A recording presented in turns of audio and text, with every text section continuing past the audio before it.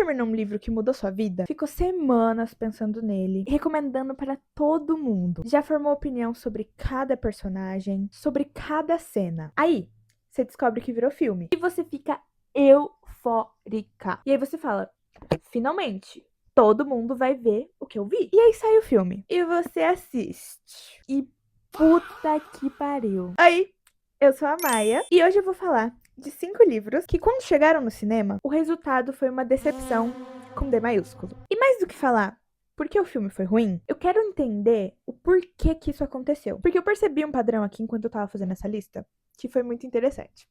Vem comigo! Primeiro, vamos falar dele. A Garota no Trem. Esse livro rendeu mais de 3 milhões de cópias nos Estados Unidos no seu primeiro ano. É um thriller psicológico, com narradoras não confiáveis, e aquela tensão de eu não sei em quem confiar, e principalmente nem nessa personagem que é a protagonista. É o tipo de livro que você começa às 10 e termina às 3 da manhã, de tão obcecado que você fica. Literalmente, você não consegue parar. O problema aqui é o que faz esse livro funcionar é a voz interna das personagens. Você fica dentro da cabeça de uma mulher que não confia nem nela mesma. A Rachel, que é essa personagem, ela tem problemas de lacunas de memória por conta do alcoolismo. E a gente, como leitora, nunca sabe se o que ela tá contando é real ou é distorção da mente dela. E isso que é genial no papel. Agora, no cinema, como que você transforma essa voz na telona sem ficar um filme explicativo demais? Esse filme, ele tentou fazer isso usando narrações em off. Usou closes no rosto da Emily Blunt e a bichinha se esforçou muito. Mas não colou. A tensão que a Hawkins criou na prosa simplesmente não sobreviveu nos telões. E aí ficou uma coisa clara pra mim, que os produtores claramente quiseram reproduzir o sucesso de Garota Exemplar, que tinha funcionado muito bem, na minha opinião, na adaptação do livro. Mas aí que tá a diferença. Garota Exemplar tem uma protagonista que age, que manipula, ela é ativa. Já a Rachel, ela é passiva, ela é mais confusa, ela fica assim, observando de longe. E aí, essa passividade da personagem é o que ficou mais estranho na adaptação. E aí o resultado foi claro.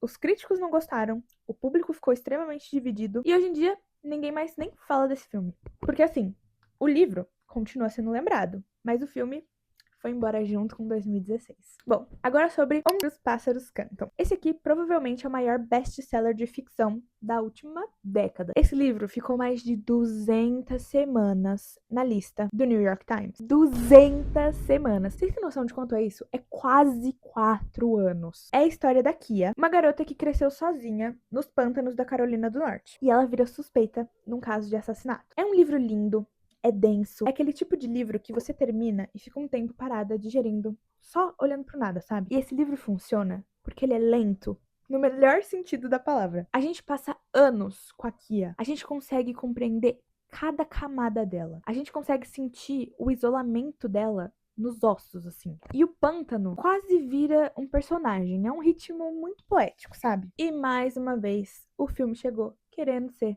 Garota Exemplar. Assim, um thriller de suspense bem intenso. Mas aí, a equipe de marketing vendeu como se fosse um Nicholas Sparks. E aí que vem, nenhuma das duas coisas funcionou direito. E aí a crítica chamou de uma decepção tonal. Assim, o filme não sabia se era mistério, se era romance, se era coming of age. A Daisy Edgar Jones se esforçou muito. E a gente sabe que ela é uma ótima atriz. Mas, sem o peso da narrativa da Delia Owens, que sustentava cada cena, aqui acabou ficando bidimensional. No Rotten Tomatoes, a crítica foi de 35%. E o pior, o livro tem um final que te vira do avesso. E aí no filme, ele passou tão rápido que o público que não leu o livro acaba ficando sem entender o peso do tamanho do acontecimento. E aqui vem o primeiro sinal do padrão que eu percebi. Livros que têm um ritmo mais lento e uma narrativa mais densa são quase impossíveis de se adaptar para o cinema sem que ele perca sua essência, assim, sua alma. É assim que acaba. Aqui é um caso curioso. Por quê?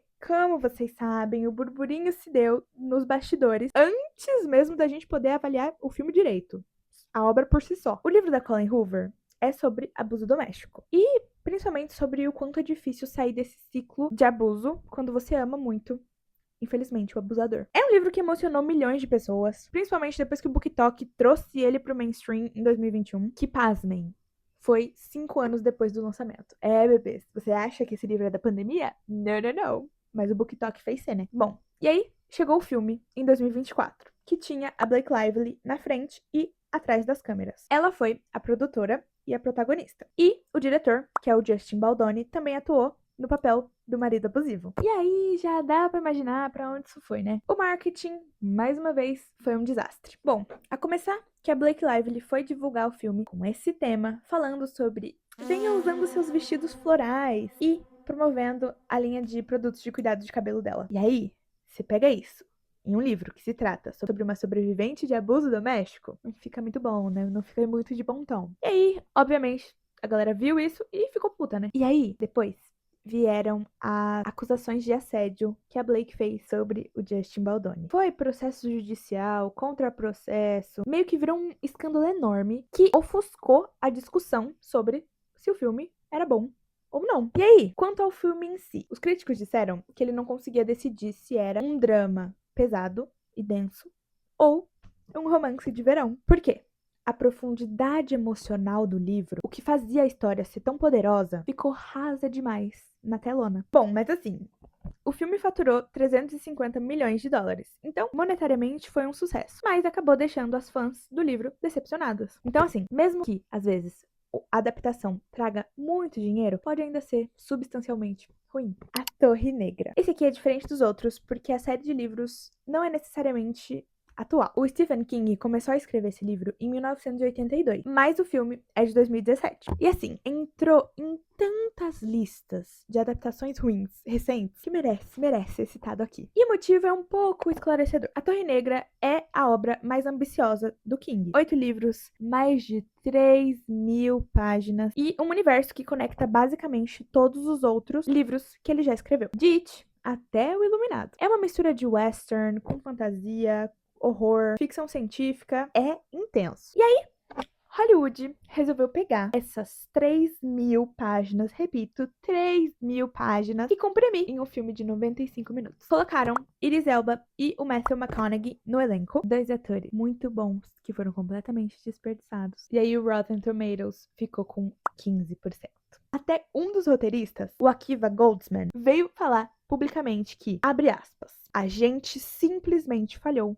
Eu falhei. O próprio King já tinha dito antes do lançamento, porque assim, a própria decisão de fazer a classificação ser 13 anos já foi um erro grave, porque os livros são violentos e pesados demais para isso. E o motivo da falha aqui foi diferente dos outros casos. Não foi que o livro era difícil de adaptar, foi que ninguém teve coragem de fazer o que a história exigia que fosse feito. E aí, quando você tenta pegar uma mitologia de décadas e enfiar num trailer de 95 minutos, é claro que vai desmoronar. Agora, uma boa notícia. O Mike Flanagan, que é o diretor da Missa da Meia-Noite, tá desenvolvendo uma série baseada nos livros. E agora, dessa vez, talvez com o tempo certo e o formato certo, pode ser que venha aí. Cadê você, Bernadette? Esse aqui é o caso mais elegante dali. Por quê?